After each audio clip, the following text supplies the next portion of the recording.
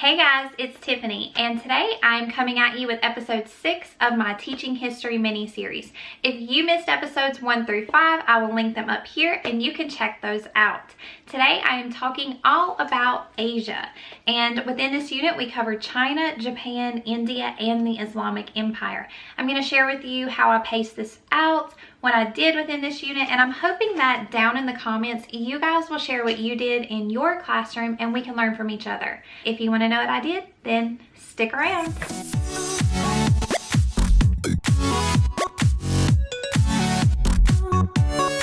You guys, it is super windy outside today, and I don't know how that's going to pick up on camera. So if it sounds really windy, this is why, and I apologize.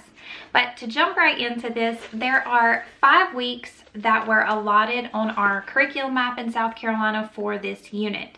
And it's actually 7 weeks if you look at it, because there were 2 weeks in there for Christmas break. So what I like to do is teach China and Japan, go out for Christmas break, then we come back and we write the Silk Road DBQ, then I teach India, and then I teach the Islamic Empire. If you look at my notebook, you can see that there are 5 weeks of plans in there, and the first week and a half were pretty much all I had for China and Japan. So there was a lot more about China that they had to know than there was about Japan. So I'm going to be honest with you, most of that was spent on China, and I love China and Japan both, but I really enjoyed Japan in this particular era. So I'm going to tell you some cool things that I found to share with them, even though we had a short amount of time. Now, one thing that you'll see differently in this notebook is that I actually typed up my own version of the need to know, things they need to know for the future, and the essential information. The South Carolina state standards are actually accompanied by these things called support documents. And in these support documents, it kind of guides you towards what you should be focusing on based on what they will be tested on. So I actually took that messy document, I didn't like the way it was formatted, and I just cleaned it up and added it to my notebook. If you've watched any of my videos, you know me by now. I like to create my test first. And this is a test specific to the China and Japan half. I do test them, and then I give them a separate test on India and the Islamic Empire. This particular test has plenty of images and things like that. This was a pretty quick test. There are 24 multiple choice questions, which sounds like a lot. Some of those were fill in the blanks, some of those were image analysis. And then there was a performance task where they had to be able to label the Japanese feudal pyramid. Now, the reason I spent a lot of time focusing on the feudal pyramid in this one is because one of the things that they needed to be able to do was to compare and contrast Japanese feudalism with European feudalism. So I made sure that in this Japan unit, they really had an understanding for that. And then the students at the end of Rome, when they finished that Rome test, they were given the China and Japan vocabulary foldable.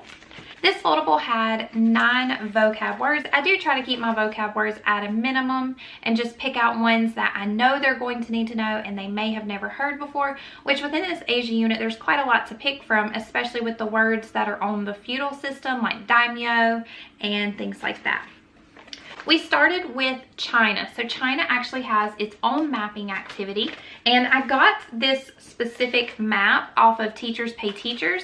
It was, I believe, intended for a high school geography class, but I liked it for mine. The only thing that I did was I changed it so that it would be formatted in my particular foldable style. The next thing that we did was a really cool gallery walk.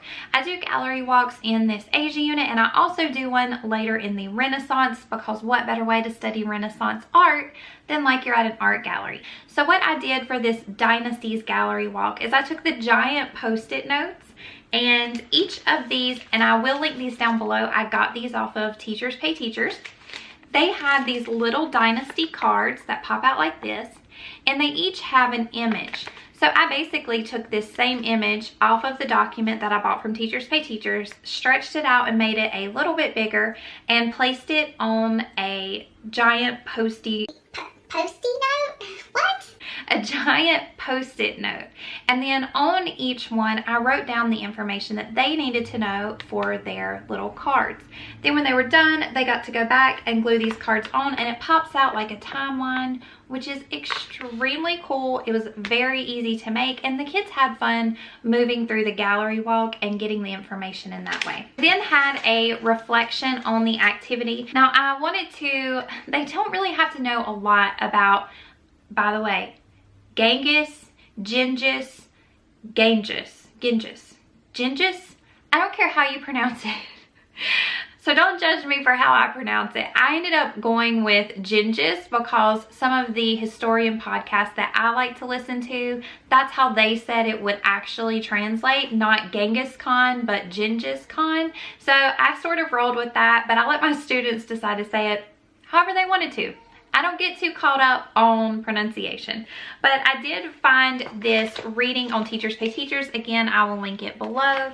And we just kind of went through it. They had a question like on Mentimeter up on the board, and they did this as a warm-up activity. The next thing that they did was, one of the key things that they needed to know about China was the 4 great inventions. There were a lot of inventions that came out of China, but there were 4 specifically that these standards said that they needed to know. And that was paper, printing, gunpowder, and the compass. So I kind of created this reading with just resources that I use from the internet in foldable format, and they actually had to mark this up as they read. So they had to underline and highlight and take notes, and that was kind of what I was looking for when I assessed their notebooks on that reading. After the 4 great inventions, we went back into religions. Now, if you watch my River Valley Civilizations video, you know I taught Confucianism and Taoism or Taoism in that unit, but I came back to it. I think it's a big concept for an adult to grasp different religions if you've never been exposed to them before. But then as a 10, 11, 12-year-old, that can be a huge thing to tackle. So I decided pretty early on that religion was going to be something that I really spent a lot of time on, which was actually great for me because I love world religions. So we did a reading on Confucianism, Taoism or Taoism, and then also Buddhism. Obviously, Buddhism came into China from India, but it actually ends up being more popular in China than it even is in India. So we really went ahead and focused on that, even though we hadn't got to India yet. I also had them answer some questions that went along with this reading. And inside, they had to compare and contrast all 3 religions in a triple Venn diagram. Then we got into Japan. I created a mapping foldable to go with this.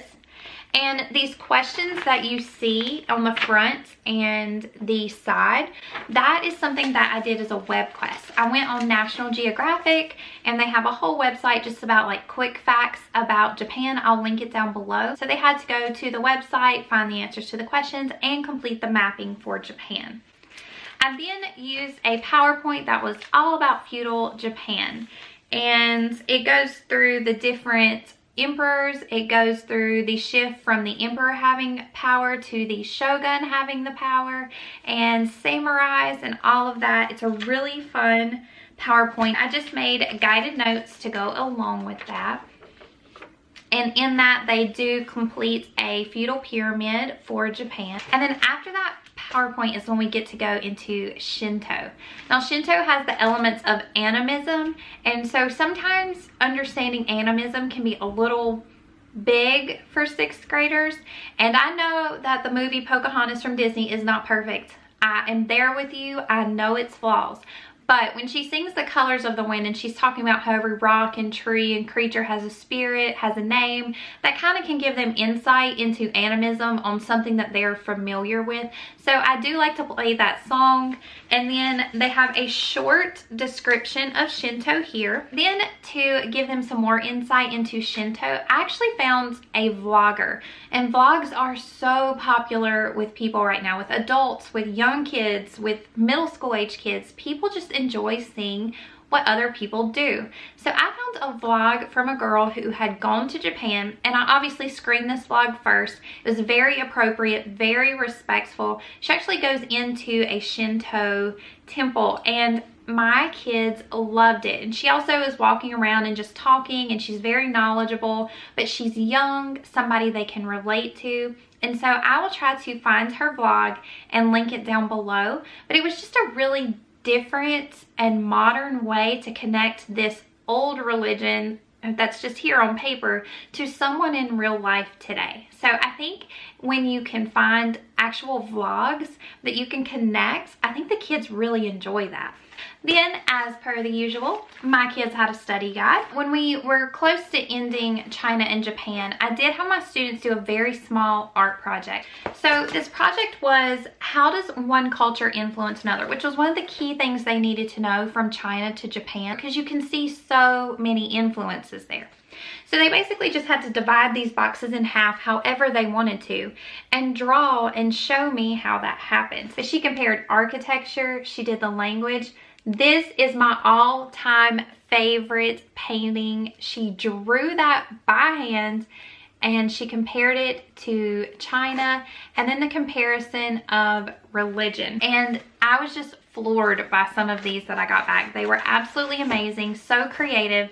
They had so much fun doing it, and it was more than just a Venn diagram or a T-chart. You know, they got to actually express themselves while completing the assignment, so it was super fun. All right, so then we actually ended up with a day where, because of the hurricane and the time that we missed early on, there were these days tacked on right before Christmas break, and a lot of students, they kind of came out with this at the last minute, and a lot of students already had travel plans to go see family for Christmas, and so a lot of my students weren't there on those days. So what I did was, we had a full day where every class could bring in snacks if they wanted to. We made origami. I bought a bunch of cool origami paper. And then we also watched the movie Kubo. And if you haven't seen Kubo, it's a really cool movie. It goes into some Japanese traditions, and the kids really liked it. So I don't show movies in my class, but that was kind of a weird situation where we just had this day where like half of my kids weren't at school. So I tried to make it fun and a fun thing to do right before we went out for break. Now, on the day that they took their China and Japan test, I did go ahead and give them the India and the Middle East vocabulary, so that's already done. But when they come back from break, we didn't actually jump right into that. That is where I do the Silk Road DBQ. This past year, it was one of my favorite DBQs I've ever done. It is so fun, and when I get back into the classroom, I am totally, no matter what DBQ it is, at least once in the school year, going to implement this strategy. So what I did is I gave them a choice. Most of the DBQs, I like to have them write 5-paragraph essays. I know a lot of people don't. I know they're a pain in the butt to grade. I get it. I get you. I'm here with you. But it is so good to build those writing skills based on historical documents. But I don't like to do it every single time I do a DBQ. Since we just come back from Christmas break, I was like, why not make this a little bit more exciting? We had the background essay and the sources, everything that went along with the Silk Road. They analyzed those, and I did give them my foldable. So my standard foldable that I use for all DBQs, I will link a customizable one down below. That one is not specific to any one DBQ and can be used with all DBQs. But I do have some like this where I made them specifically for DBQs. So this is my Silk Road DBQ, the front cover. And on the inside, it just has different things to guide them as they are analyzing the source. So I gave them 4 options for how they would execute the actual end result of this DBQ. They could create an actual journal, an old worn out journal. The second option they had was to create journal entries but put them on a poster board. Now, a lot of them were really creative with their poster boards. I had some people put them along like a Silk Road that they kind of designed, and each journal entry was placed on it like a map. The other option that they had, and these were for my students who just weren't feeling creative with this project. They wanted to, you know, do the assignment and get a good grade, but they just weren't feeling all the creativity things. They could actually write a journal entry on Google Slides. So one slide for each of the journal entries. There were 5 that were required, and then just Google an image and insert it on there. The final option, which was the coolest option, I was so excited about this, was the journals turned into a skit. So they had to have 5 scenes, and they had to actually go up to our media center where we had a green screen. I had one class where nobody wanted to do the skit. They were like, But then I had some classes, I think it was my 6th period, where I had like 4 groups that wanted to do it. So I ended up with a mixture of posters and journals and PowerPoints and videos, and it was all so good. I think when you give them a choice, even though they're still completing the work, they're just more connected to what they're doing. So I highly recommend giving them options. Then from there, we moved right on into India. They'd already gotten some glimpses of India. One, because we studied the Indus River Valley, the beginning of all of those things. And so they already had some idea about India, also from the Silk Road, because we talked about Buddhism moving on the Silk Road. But now we're going to really get into it. I created some task cards, and I made 6 different groups. And in their little envelope, they had 5 different tasks that they had to complete. And I actually bought a foldable bundle off of Teachers Pay Teachers, which of course, as usual, I will link that down below for you guys. And these task cards aligned to a certain foldable that they had to complete. I created the information myself for this though, but I did the caste systems, a description for each one. They had a foldable that went with that. This was another really large packet that I got, but it's the Ancient India Interactive Notebook, and it says it's by Amy Mesny. Like I said, I'll link it down below. So as they went to each different task on the task card, they had a different place to go to access the information. Sometimes it was Googling and doing their own research. For the timeline, it was using Prezi.